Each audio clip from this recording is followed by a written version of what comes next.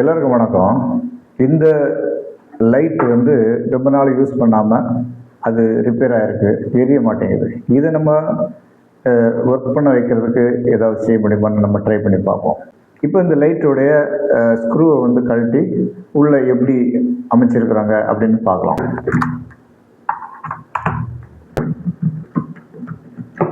Okay, ஒரு வழியாக அதை கழட்டிட்டேன். இப்போது இதில் என்னென்ன ப்ராப்ளம் இருக்குன்றத நம்ம செக் பண்ணுறோம்.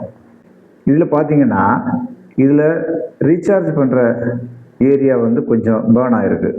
நம்ம ஃபஸ்ட்டில் வந்து இந்த பேட்ரி நல்லா இருக்கா, மற்ற சர்க்யூட்டுகள் கிளியராக ஒர்க் ஆகுதா, இந்த லைட்டு எரியுதா அப்படின்றத வேறு ஒரு பேட்டரியை போட்டு செக் பண்ணி பார்ப்போம். இந்த பேட்டரியை ஃபஸ்ட்டில் செக் பண்ணுவோம். நிச்சயமாக ரொம்ப நாள் யூஸ் பண்ணாததுனால இந்த பேட்டரி போயிருக்க வாய்ப்பு இருக்கிறதுனால இன்னும் ஒரு பேட்டரியை போட்டு செக் பண்ணி பார்ப்போம்.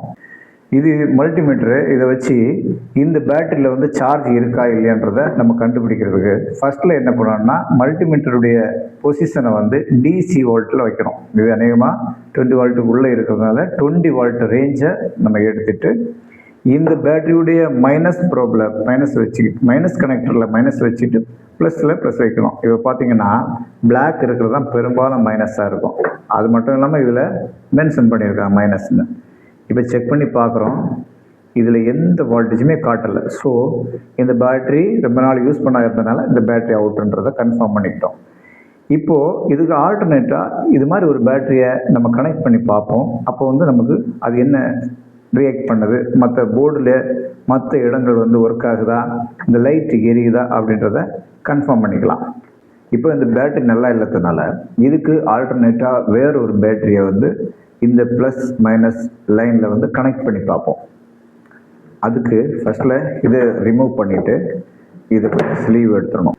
இதுக்கு ஆல்டர்னேட்டாக ஒரு பேட்டரி எடுத்துருக்கேன். இது 3.7 வோல்ட்டு. இதை வந்து நம்ம இந்த இதோட கனெக்ஷன் பண்ணி பார்ப்போம். இதில் வந்து ரெட்டு லைன் வந்து ப்ளஸ், இதில் வந்து ப்ளூ வந்து மைனஸ்.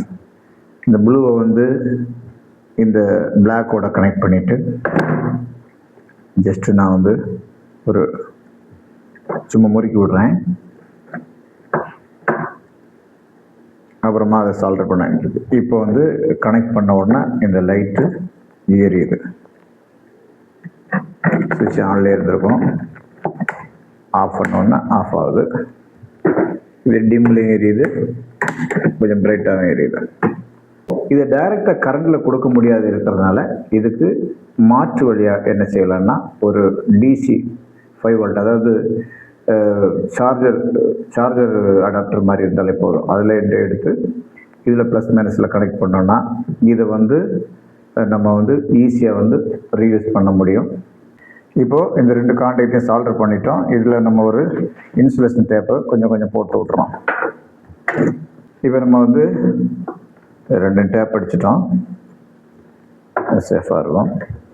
இப்போ இது ஒரு சேஃபான மெத்தடில் உள்ளே வச்சிடறோம்.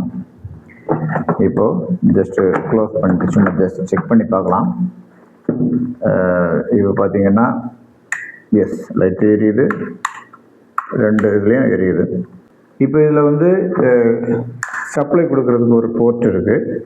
இதில் உள்ளுக்குள்ளே அந்த போர்டு வந்து ரிப்பேராக இருக்கிறதுனால நம்ம அடிஷ்னலாக ஒரு அடாப்டர் கொடுத்து எப்படி இதை வந்து ஒர்க் பண்ண வைக்கிறது அப்படின்றத சிம்பிளாக நான் அடுத்த வீடியோவில் உங்களுக்கு சொல்கிறேன். தேங்க்யூ.